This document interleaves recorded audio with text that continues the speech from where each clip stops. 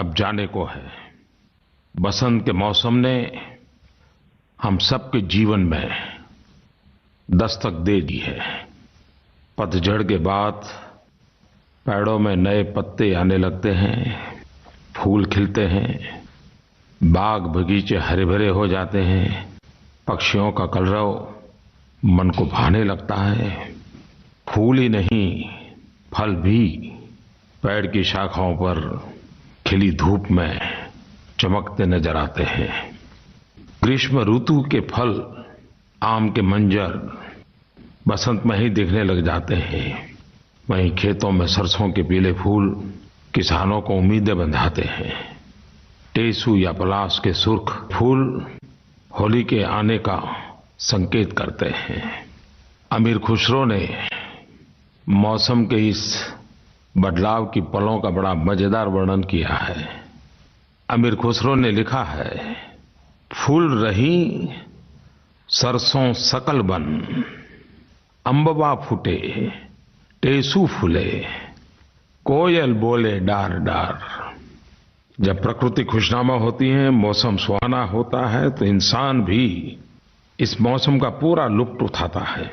वसंत पंचमी, महाशिवरात्रि और होली का त्योहार इंसान के जीवन में खुशियों के रंग डालता है। प्रेम, भाईचारा, मानवता से ओतप्रोत वातावरण में हम आखिरी महीने फाल्गुन को विदा करने वाले हैं और नए मास चैत्र का स्वागत करने को तैयार बैठे हैं। वसंत ऋतु इन्हीं 2 महीनों का तो संयोग है। मैं सबसे पहले तो देश के लाखों नागरिकों का इस बात से आभार व्यक्त करता हूं कि मन की बात के पहले जब मैं सुझाव मांगता हूं, ढेर सारे सुझाव आते हैं। नरेंद्र मोदी ऐप पर, ट्विटर पर, फेसबुक पर, डाक से। मैं इसके लिए सबका आभारी हूं।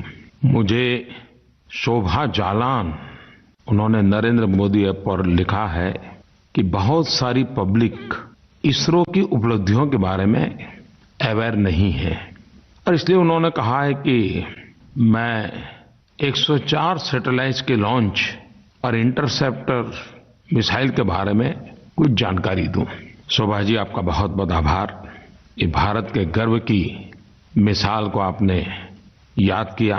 चाहे गरीबी से निपटना हो, बीमारियों से बचना हो, दुनिया से जुड़ना हो, ज्ञान जानकारियां पहुंचाना हो, टेक्नोलॉजी ने, विज्ञान ने अपनी जगह दर्ज करा दी है। 15 फरवरी 2017 भारत के जीवन में गौरवपूर्ण दिवस है।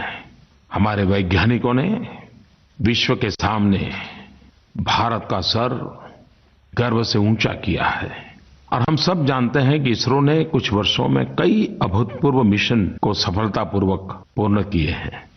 मंगल ग्रह पर मार्स मिशन, मंगलयान भेजने की कामयाबी के बाद अभी पिछले दिनों इसरो ने अंतरिक्ष के क्षेत्र में एक विश्व रिकॉर्ड बनाया। इसरो ने मेगा मिशन के जरिए एक साथ विभिन्न देशों, जिसमें America, Israel, Kazakhstan, Netherland, Switzerland, UAE और भारत भी, 104 सैटेलाइट्स अंतरिक्ष में सफलतापूर्वक लॉन्च किए। एक साथ 104 सैटेलाइट्स को अंतरिक्ष में भेजकर इतिहास रचने वाला भारत दुनिया का पहला देश बन गया। और ये भी खुशी की बात है कि यह लगातार 38वां पीएसएलवी का सफल लॉन्च है। यह न केवल इसरो के लिए बल्कि पूरे भारत के लिए एक ऐतिहासिक उपलब्धि है। इसरो की यह cost effective efficient space program सारे दुनिया के लिए एक अजूबा बन गया है, और विश्व ने खुले मन से भारत के वैज्ञानिकों की सफलता को सराहा है। भाइयों बहनों, इन 104 में एक बहुत ही महत्वपूर्ण है कार्टोसैट 2D। ये भारत का सैटेलाइट है, और इसके माध्यम से खींची हुई तस्वीरों, संसाधनों की मैपिंग, इंफ्रास्ट्रक्चर, विकास का आकलन, अर्बन डेवलपमेंट के प्लानिंग के लिए उसकी बहुत मदद मिलेगी। खास करके मेरे किसान भाई बहनों को देश में जो सभी जल स्रोत है वो कितना है, उसका उपयोग कैसे हो सकता है, क्या क्या ध्यान रखना चाहिए। इन सारे विषयों पर ये हमारा नया सैटेलाइट कार्टोसैट 2D बहुत मदद करेगा। हमारे सैटेलाइट ने जाते ही कुछ तस्वीरें भेजी हैं, उसने अपना काम शुरू कर दिया है। हमारे लिए ये भी खुशी बात है कि इस सारे अभियान का नेतृत्व हमारे युवा वैज्ञानिक, हमारी महिला वैज्ञानिक उन्होंने किया है। युवाओं और महिलाओं की इतनी जबरदस्त भागीदारी इसरो की सफलता में एक बड़ा गौरवपूर्ण पहलू है। मैं देशवासियों की तरफ से इसरो के वैज्ञानिकों को बहुत बहुत बधाई देता हूं। आम जनता के लिए, राष्ट्र की सेवा के लिए अंतरिक्ष विज्ञान को लाने के अपने ऑब्जेक्टिव को वे सदैव बना रखा है और नित नए नए कीर्तिमान भी वो रचते जा रहे हैं। हमारे इन वैज्ञानिकों को, उनकी पूरी टीम को हम जितनी बधाइयां दें उतनी कम है।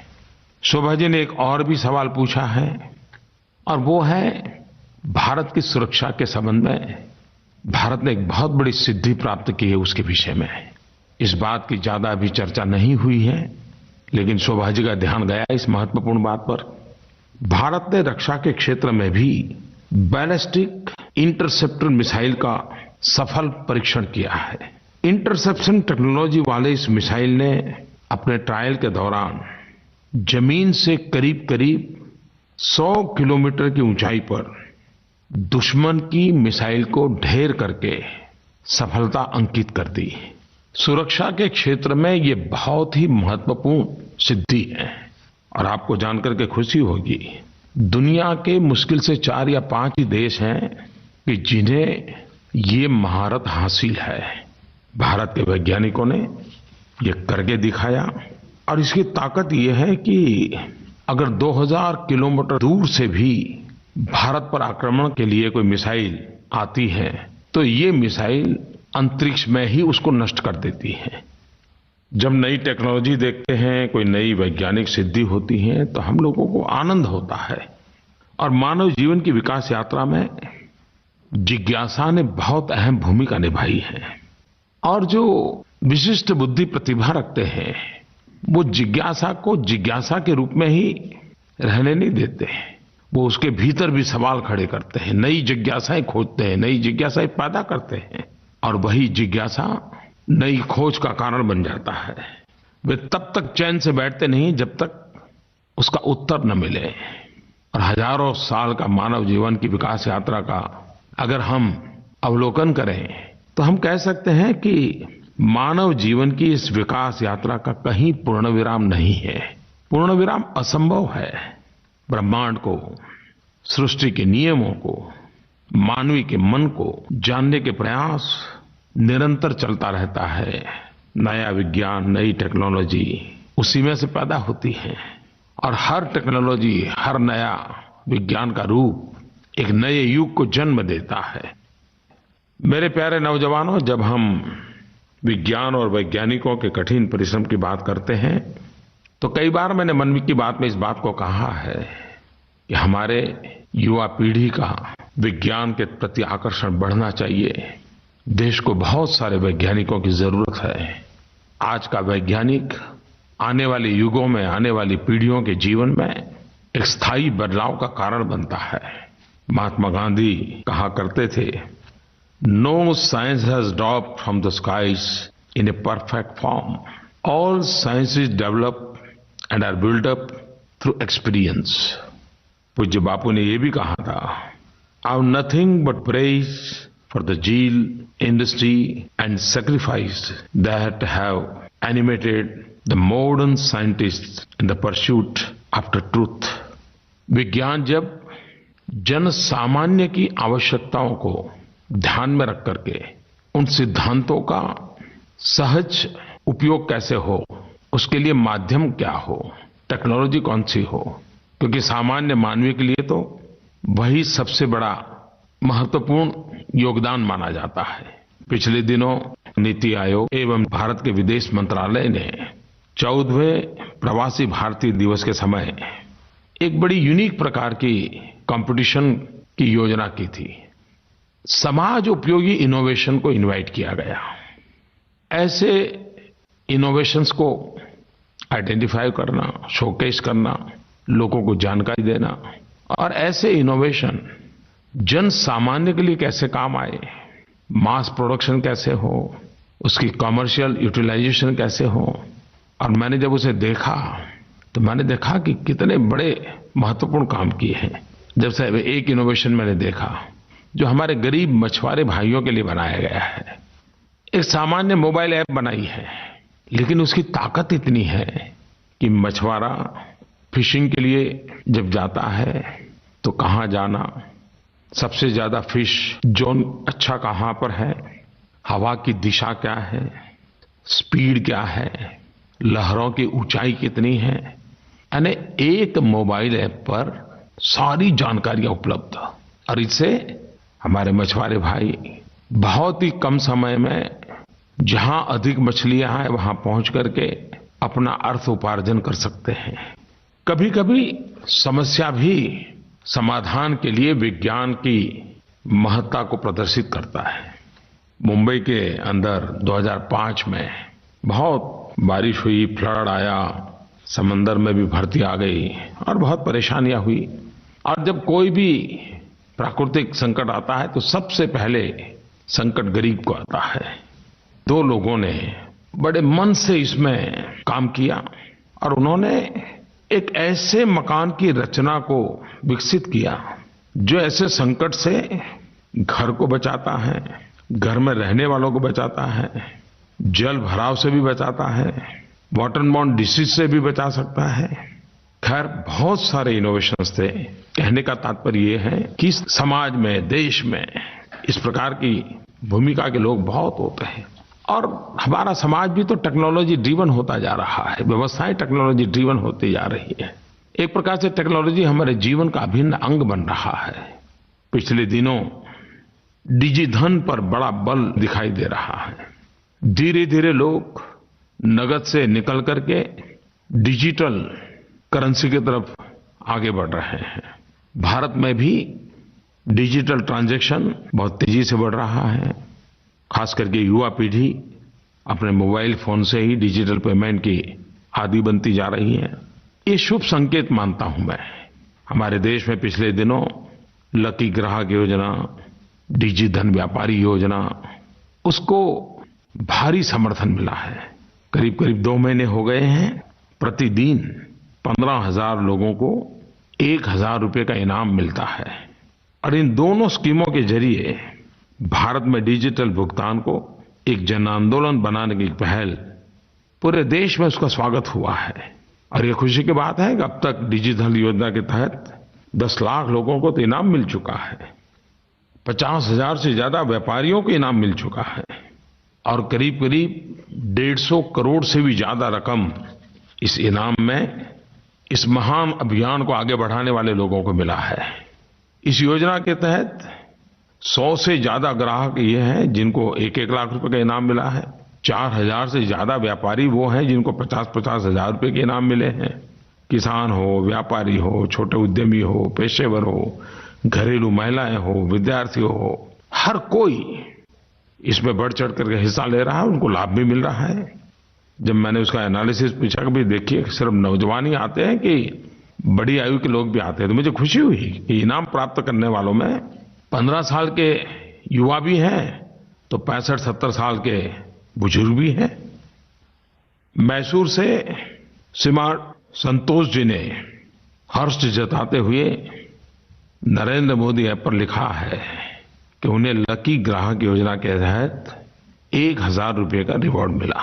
लेकिन सबसे बड़ी बात जो उन्होंने लिखी है, जो मुझे लगता है कि मुझे शेयर करना चाहिए, उन्होंने कहा कि मुझे 1,000 रुपये का ये रिवॉर्ड मिला और उसी समय मेरे ध्यान में आया कि एक गरीब वृद्ध महिला का घर में आग लग गई थी, सामान जल गया था।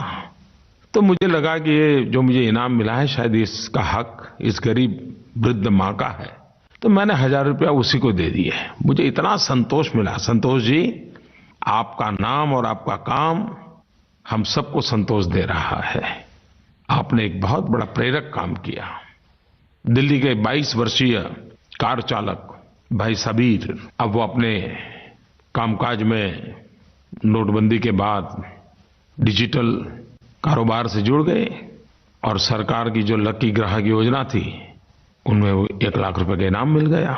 अब आज वो कार चलाते हैं लेकिन एक प्रकार से इस योजना के एम्बेसडर बन गए हैं।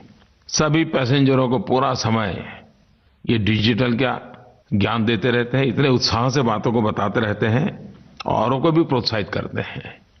महाराष्ट्र से एक युवा साथी पूजा नेमाड़े जो पीजी की छात्रा है, उन्होंने भी रुपे कार्ड, ई-वॉलेट का उपयोग अपने परिवार में कैसे हो रहा है और इसको करने में कितना आनंद आ रहा है, इसका अपना अनुभव अपने साथियों को शेयर करती रहती हैं। और 1 लाख रुपए का इनाम उसके लिए कितना मायना रखता है, लेकिन उसने इसे एक अपने मिशन मोड में ले लिया है और वो भी औरों को इस काम के लिए लगा रही हैं। मैं देशवासियों से, देश के युवकों से खास करके, और इस लकी ग्राहक योजना या तो डिजी धन व्यापार योजना, उन्हें जो इनाम मिला है उनसे मैं आग्रह करूंगा कि आप स्वयं इसके एम्बेसडर बनिए, इस आंदोलन का आप नेतृत्व कीजिए, आप इसको आगे बढ़ाइए। और ये काम एक प्रकार से भ्रष्टाचार और काले धन के खिलाफ जो लड़ाई है, इसमें बहुत बड़ा अहम भूमिका है इसकी। इस काम में जुड़े हुए हर कोई मेरी दृष्टि से देश में एक नई एंटी करप्शन कैडर है। एक प्रकार से आप शुचिता के सैनिक हैं। आप जानते हैं ये लकी ग्राहक योजना 100 दिन जब पूरे होंगे, 14 अप्रैल डॉक्टर बाबा साहब आम्बेडकर की जन्म जयंती का पर्व है, यादगार दिवस है। 14 अप्रैल को एक बहुत बड़ा करोड़ों रुपयों के प्राइज का ड्रॉ होने वाला है। अभी करीब 40-45 दिन बचे हैं। बाबा साहब आम्बेडकर को याद रखते हुए कि आप एक काम कर सकते हैं, अभी अभी बाबा साहब आम्बेडकर की 125वीं जयंती गई है, उनका स्मरण करते हुए आप भी कम से कम 125 लोगों को भीम ऐप डाउनलोड करने का सिखाएं, उससे लेन देन कैसे होती है वो सिखाएं, और खास करके अपने आसपास के छोटे छोटे व्यापारियों को सिखाएं। इस बार की बाबा साहब आम्बेडकर की जयंती और भीम ऐप, इसको विशेष महत्व दें। और इसलिए मैं कहना चाहूंगा, डॉक्टर बाबा साहब ने रखी नींव को हमें मजबूत बनाना है। घर घर जाकर सबको जोड़कर 125 करोड़ हाथों तक भीम ऐप पहुंचाना है। पिछले 2-3 महीने से ये जो मूवमेंट चला है, उसका असर ये है कि कई टाउनशिप, कई गांव, कई शहरों में बहुत ही सफलता प्राप्त हुई है। मेरे प्यारे देशवासियों, हमारे देश की अर्थव्यवस्था के मूल में कृषि का बहुत बड़ा योगदान है। गांव की आर्थिक ताकत देश की आर्थिक गति को ताकत देती है। मैं आज एक बहुत खुशी की बात आपको कहना चाहता हूं। हमारे किसान भाइयों बहनों ने कड़ी मेहनत करके अन्न के भंडार भर दिए हैं। हमारे देश में किसानों के परिश्रम से इस वर्ष रिकॉर्ड अन्न उत्पादन हुआ है। सारे संकेत यही कह रहे हैं कि हमारे पुराने सारे रिकॉर्ड तोड़ दिए हैं।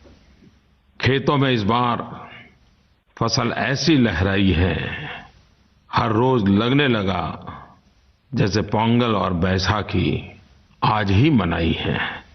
इस वर्ष देश में लगभग 2700 लाख टन से भी ज्यादा खाद्यान्न का उत्पादन हुआ है। हमारे किसानों के नाम जो आखिरी रिकॉर्ड अंकित हुआ था, उससे भी ये 8% ज्यादा है। तो ये अपने आप में अभूतपूर्व सिद्धि है। मैं विशेष रूप से देश के किसानों का धन्यवाद करना चाहता हूं। किसानों का धन्यवाद इसलिए भी करना चाहता हूं कि वे परंपरागत फसलों के साथ साथ देश के गरीब को ध्यान में रखते हुए अलग अलग दालों की भी खेती करें। क्योंकि दाल से ही सबसे ज्यादा प्रोटीन गरीब को प्राप्त होता है। मुझे खुशी है कि मेरे देश के किसानों ने गरीबों की आवाज सुनी और करीब-करीब 290 लाख हेक्टेयर धरती पे भिन्न-भिन्न दालों की खेती की। ये सिर्फ दाल का उत्पादन नहीं है, किसानों के द्वारा हुई मेरे देश के गरीबों की सबसे बड़ी सेवा है।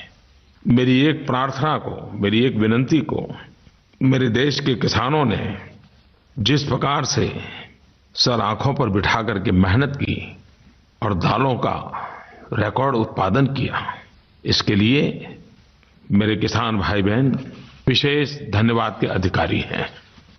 मेरे प्यारे देशवासियों, ये हमारे देश में सरकार के द्वारा, समाज के द्वारा, संस्थाओं के द्वारा, संगठनों के द्वारा, हर किसी के द्वारा स्वच्छता के दिशा में कुछ न कुछ चलता ही रहता है। एक प्रकार से हर कोई किसी न किसी रूप में स्वच्छता के संबंध में जागरूक व्यवहार करता नजर आ रहा है। सरकार निरंतर प्रयास कर रही है। पिछले दिनों वाटर एंड सैनिटेशन का जो हमारा भारत सरकार का मंत्रालय है, पेयजल एवं स्वच्छता मंत्रालय, हमारे सचिव के नेतृत्व में 23 राज्य सरकारों के वरिष्ठ अधिकारियों का एक कार्यक्रम तेलंगाना में हुआ और तेलंगाना राज्य के वारंगल में सिर्फ बंद कमरे में सेमिनार नहीं, प्रत्यक्ष स्वच्छता के काम का महत्व क्या है उसको प्रयोग करके करना। 17-18 फरवरी को हैदराबाद में टॉयलेट पीट एम्प्टिंग एक्सरसाइज का आयोजन किया। 6 घर के टॉयलेट पिट्स खाली करके उसकी सफाई की गई और अधिकारियों ने स्वयं ने दिखाया कि ट्विन पिट टॉयलेट के उपयोग हो चुके गड्ढों को उसे खाली कर पुनः प्रयोग में लाया जा सकता है। उन्होंने यह भी दिखाया कि यह नई टेक्निक के शौचालय कितने सुविधाजनक हैं और इन्हें खाली करने में सफाई को लेकर के कोई असुविधा महसूस नहीं होती है, कोई संकोच नहीं होता है। जो साइकोलॉजिकल बैरियर होता है वो भी आड़े नहीं आता है और हम भी और सामान्य सफाई करते हैं वैसे ही एक टॉयलेट के गड्ढे साफ कर सकते हैं। और इस प्रयास का परिणाम हुआ, देश के मीडिया ने इसको बहुत प्रचारित भी किया, उसको महत्व भी दिया और स्वाभाविक है जब एक आईएएस अफसर खुद टॉयलेट के गड्ढे को सफाई करता हो तो देश का ध्यान जाना बहुत स्वाभाविक है। और ये जो टॉयलेट पीट की सफाई है और उसमें से जो जिसे हम कूड़ा कचरा मानते हैं, लेकिन खाद की दृष्टि से देखें तो एक प्रकार से ये काला सोना होता है। वेस्ट से वेल्थ क्या होती है ये हम देख सकते हैं और ये सिद्ध हो चुका है। 6 सदस्यीय परिवार के लिए एक स्टैंडर्ड ट्विन पिट टॉयलेट, ये मॉडल लगभग 5 वर्ष में भर जाता है। इसके बाद कचरे को आसानी से दूर कर दूसरे पिट में रीडायरेक्ट किया जा सकता है। 6-12 महीनों में पिट में जमा कचरा पूरी तरह से डिकम्पोज हो जाता है। यह डिकम्पोज कचरा हैंडल करने में बहुत ही सुरक्षित होता है और खाद्य की दृष्टि से अत्यंत महत्वपूर्ण खाद्य एनपीके, किसान भली भांति एनपीके से परिचित है। नाइट्रोजन, फास्फोरस, पोटेशियम, ये पोषक तत्वों से पूर्ण होता है और यह कृषि क्षेत्र में बहुत ही उत्तम खाद्य माना जाता है। जिस प्रकार से सरकार ने ये इनिशिएटिव लिया है और हमें भी बहुत इनिशिएटिव ऐसे प्रयोग किए होंगे और अब तो दूरदर्शन में स्वच्छता समाचार का एक विशेष कार्यक्रम आता है, उसमें ऐसी बातें जितनी उजागर होगी उतना लाभ होगा। सरकार में भी अलग अलग डिपार्टमेंट स्वच्छता पखवाड़ा रेगुलर मनाते हैं। मार्च महीने के प्रथम पखवाड़े में महिला और बाल विकास मंत्रालय, उनके साथ जनजातीय विकास मंत्रालय, ट्राइबल अफेयर्स मिनिस्ट्री, ये स्वच्छता अभियान को बल देने वाले हैं। और मार्च के दूसरे पखवाड़े में और 2 मंत्रालय, मिनिस्ट्री ऑफ शिपिंग, पोत परिवहन मंत्रालय और ministry of water resource, river development and Ganga rejuvenation, ये मंत्रालय भी मार्च के आखिरी 2 सप्ताह स्वच्छता अभियान को आगे बढ़ाने वाला है। हम जानते हैं कि हमारा देश का कोई भी नागरिक जब भी कुछ अच्छा करता है तो पूरा देश एक नई ऊर्जा का अनुभव करता है, आत्मविश्वास को बढ़ाता है रियो पैरालंपिक में हमारे दिव्यांग खिलाड़ियों ने जो प्रदर्शन किया, हम सब ने उसका स्वागत किया था। इसी महीने आयोजित ब्लाइंड T20 वर्ल्ड कप के फाइनल में भारत ने पाकिस्तान को हराते हुए लगातार दूसरी बार वर्ल्ड चैंपियन बनकर के देश का गौरव बढ़ाया। मैं एक बार फिर से टीम के सभी खिलाड़ियों को बधाई देता हूं। देश को हमारे इन दिव्यांग साथियों की उपलब्धि पर गर्व है। मैं ये हमेशा मानता हूं कि दिव्यांग भाई बहन सामर्थ्यवान होते हैं, दृढ़ निश्चयी होते हैं, साहसिक होते हैं, संकल्पवान होते हैं। हर पल हमें उनसे कुछ न कुछ सीखने को मिलता है। बात चाहे खेल की हो या अंतरिक्ष विज्ञान की, हमारे देश की महिलाएं किसी से पीछे नहीं हैं। कदम से कदम मिला करके आगे बढ़ रही हैं और अपनी उपलब्धियों से देश का नाम रोशन कर रही हैं। पिछले कुछ दिनों में एशियाई रग्बी सेवन्स ट्रॉफी हमारी महिला खिलाड़ियों ने सिल्वर मेडल जीता। उन सभी खिलाड़ियों को मेरी ढेर सारी बधाइयां। 8 मार्च पूरा विश्व महिला दिवस मनाता है। भारत में भी बेटियों को महत्व देने, परिवार और समाज में उनके प्रति जागरूकता बढ़े, संवेदनशीलता बढ़े। बेटी बचाओ बेटी पढ़ाओ ये आंदोलन तेज गति से आगे बढ़ रहा है। आज ये सिर्फ सरकारी कार्यक्रम नहीं रहा है, ये एक सामाजिक संवेदना का, लोक शिक्षा का अभियान बन गया है। विगत 2 वर्षों के दौरान इस कार्यक्रम ने आम जनमानस को जोड़ लिया है। देश के प्रत्येक कोने में इस ज्वलंत मुद्दे पर लोगों को सोचने पर मजबूर किया है और बरसों से चली आ रही पुराने रीति रिवाजों के प्रति लोगों की सोच में बदलाव लाया है। जब ये समाचार मिलते हैं कि बेटी के जन्म पर उत्सव मनाया गया, इतना आनंद आता है। एक प्रकार से बेटियों के प्रति सकारात्मक सोच सामाजिक स्वीकृति का कारण बन रही है। मैंने सुना है कि तमिलनाडु राज्य के कुड्डलोर जिले ने एक विशेष अभियान के तहत बाल विवाह पर रोक लगाई। अब तक करीब 175 से ज्यादा बाल विवाह रोके जा चुके हैं। जिला प्रशासन ने सुकन्या समृद्धि योजना के अंतर्गत करीब 55-60 हजार से ज्यादा बेटियों के बैंक अकाउंट खोले हैं। जम्मू कश्मीर के कठुआ जिले में कन्वर्जेंस मॉडल के तहत समस्त विभागों को बेटी बचाओ बेटी पढ़ाओ योजना में जोड़ा है और ग्राम सभाओं के आयोजन के साथ साथ जिला प्रशासन द्वारा अनाथ बच्चियों को गोद लेना, उनकी शिक्षा सुनिश्चित करना, इसके भरपूर प्रयास हो रहे हैं। मध्य प्रदेश में हर घर दस्तक के कार्यक्रम अंतर्गत गांव-गांव, घर-घर बेटियों की शिक्षा के लिए एक अभियान चलाया जा रहा है। राजस्थान ने अपना बच्चा अपना विद्यालय अभियान चला करके जिन बालिकाओं का ड्रॉप आउट हुआ था, उनको पुनः स्कूल में भर्ती कराना, फिर से पढ़ने के लिए प्रेरित करने का अभियान चलाया है। कहने का तात्पर्य ये है कि बेटी बचाओ बेटी पढ़ाओ इस आंदोलन ने भी अनेक रूप धारण किए हैं। पूरा आंदोलन जन आंदोलन बना है। नई नई कल्पनाएं उसके साथ जुड़ी हैं। स्थानीय आवश्यकताओं के अनुसार उसको मोड़ा गया है। मैं इसे एक अच्छी निशानी मानता हूं। जब हम 8 मार्च को महिला दिवस मनाने वाले हैं, तब हमारा एक ही भाव है, महिला वो शक्ति है, सशक्त है, वो भारत की नारी है। न ज्यादा में न कम में, वो सब में बराबर की अधिकारी है। मेरे प्यारे देशवासियों, आप सबको मन की बात में समय समय पर कुछ न कुछ संवाद करने का अवसर मिलता है। आप भी सक्रियता के साथ जुड़ते रहते हैं। आपसे मुझे बहुत कुछ जानने को मिलता है। धरती पर क्या चल रहा है, गांव गरीब के मन में क्या चल रहा है, वो मुझ तक पहुंचता है। आपके योगदान के लिए मैं आपका बहुत आभारी हूं। बहुत बहुत धन्यवाद।